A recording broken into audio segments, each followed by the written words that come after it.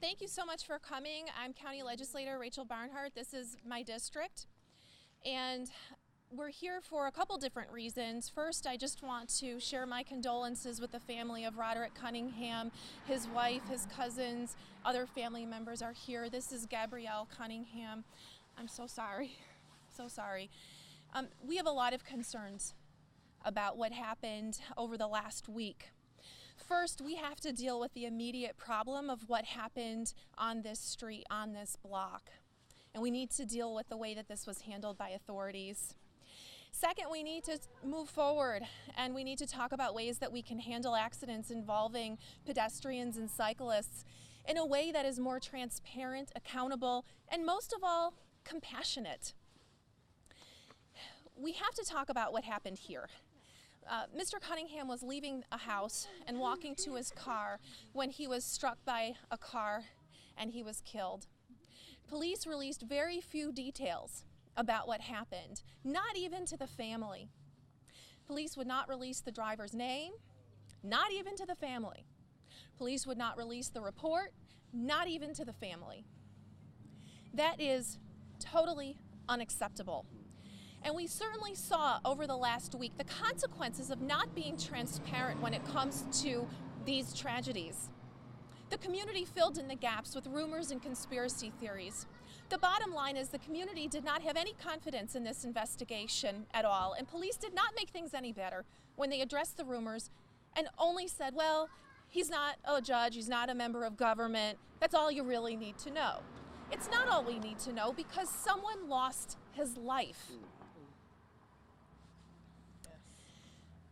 The family has a right to know basic information. The public has a right to know who was driving, how fast was he going, what factors contributed to this crash, why is he not facing charges.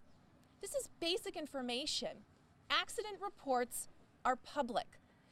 When we drive, we do not have a right to privacy when we get into a crash. We need police to immediately fill in the blanks on this crash. They need to tell us what happened. They need to tell us who was driving. They need to tell us why they are not filing charges. They need to provide all details. This family, this community deserves to know those answers. We also have to talk about how to move forward. The events show why it's so important to be transparent when it comes to crashes involving pedestrians and cyclists. Too often we hear police say, well, they were someplace they weren't supposed to be. It was their fault. It wasn't the driver's fault. That is not acceptable when we have serious injuries and we have deaths. I'm calling for all law enforcement when we have these tragedies to release the names of victims and drivers, to release details such as speed, road conditions, vehicle inspection, whether the person was texting, whether the person was drunk, whether the person had a license. We need to know all of this information. It is not acceptable anymore to say the driver is cooperating, no charges will be filed, end of story. That has to end. It dehumanizes and minimizes the victims. The victims are human beings. They have families, and they matter. We have to make sure the investigations are thorough and above board for this crash and all other crashes. Now, I've had a lot of people say to me, but the drivers have a right to privacy, especially if it wasn't their fault. Well, if you don't like the rules, then maybe you shouldn't drive. We see in this case and so many other cases that the compassion and the concern is always reserved for the driver, not the victim. We had someone die here. Is it really so bad if the driver's name is released and put on the news? What price is this person paying compared to this family? This community can process facts fairly and understand what happened. If the driver's not at fault, the community will understand the driver's not at fault. But right now, we don't know that. And we need answers. I would also argue that drivers are protected when there is transparency. This way, we don't have rumors, we don't have false accusations. This is important for all parties involved. I will be asking local law enforcement agencies to join me at a forum to join citizens to talk about these issues and talk about ways to handle these cases in the future with care, compassion, and accountability. We are talking about human beings, and these investigations have to be done in the light of day. I would now like to ask Gabrielle to say a few words if she's up for it. Good afternoon. My husband, he was the father of 8. He was the grandfather of 10. He was a worker, he was a DJ, and he was a person. If, heaven forbid, I was driving down the street and I hit a dog, I would pull over and I would knock on every door and say, "Is this your dog? I am so sorry." Whomever it is that killed my husband hasn't even reached out to anyone. Is his life less valuable than a canine? It's not okay, and I've been silent. Not because I'm not angry, not because I'm not sad, but because at the end of the day, he still has 5 minors at home that I'm taking care of. Who's asking about them? Who's protecting their privacy? Accidents happen, and those can be forgiven. The actions that have occurred in the past week with no news, no apologies, and no information, that is not an accident, and that is unacceptable. We need to do better. Humans are humans no matter how much you make or what your zip code is. I stand behind Ms. Barnard and her proposals because he wasn't the first, and if we allow this to go on, he won't be the last. So if anything comes of my husband's passing, I want it to be for Rochester and Monroe County to do better.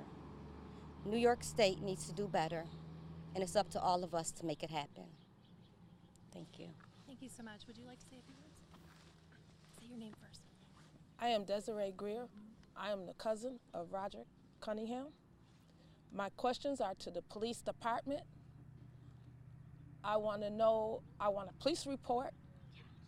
I want to know, was this guy traveling fast? Was he speeding? I didn't see anyone take measurements of the street. We were here that night. We didn't see that happen. They called us and made us feel like our words were silly when we asked, was he speeding? Why hasn't he come forth? Why hasn't anyone talked to us about who did this? We do need to know. The damage to his body is extensive.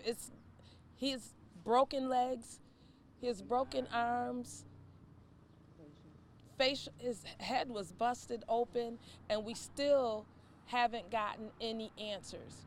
We haven't seen a police report. We haven't talked directly. I want to talk to the chief of police. I don't want this to happen again to somebody else's family, because we don't know the law that you can just throw anything over our head and say anything that you want. We just want answers here, and we want things better, just in case it happened to someone else. Thank you. I also just want to point out that the police chief did call the family on Friday, and the call, can you talk about how that call went? Well, when we got the call, he called me, and I then gave him Gabrielle's number, but I really felt belittled. I said, was he speeding? He said, how did I decide that he was speeding? The damage to the car and how far the body was thrown, I assumed that would let me know that he was speeding, but I felt belittled. I didn't feel like he was answering my questions. I felt he laughed at me more than answered anything. And then he called her. My interactions with him, they were cordial, but they weren't very respectful. I felt like I was an inconvenience. Like talking to me was just something he had to take care of before lunch. No one should ever have to feel like that. But that's exactly how you made me feel, sir. We did ask to speak to the chief, and we were told he was on 2 weeks vacation. I asked, was anyone else standing in? He said, we'll get back to you. Okay, so it wasn't the police chief who called, it was someone else. He's told me. He acted like he was. That's what he said he was to me. I'm not. I don't know. So we don't, okay, just so you know, we're not Right, we're totally not sure sure about that it was him, but we were Okay. told that he's on 2 weeks vacation. When he comes back, we will be able to speak with him. So I think just in closing, we want to make it clear that this is not a witch hunt. This is not demanding that someone be charged or that what we're looking for is answers. And after a week of a lot of rumors and speculation, I think it's only fair that we get answers. And I think after we listen to this family and what the lack of answers is doing to them and what it has done to this community, what it has done to this neighborhood, what it has done to trust in police, I think it's imperative that we just get basic facts about this crash. We can trust the community to come to a conclusion as to whether an investigation was thorough.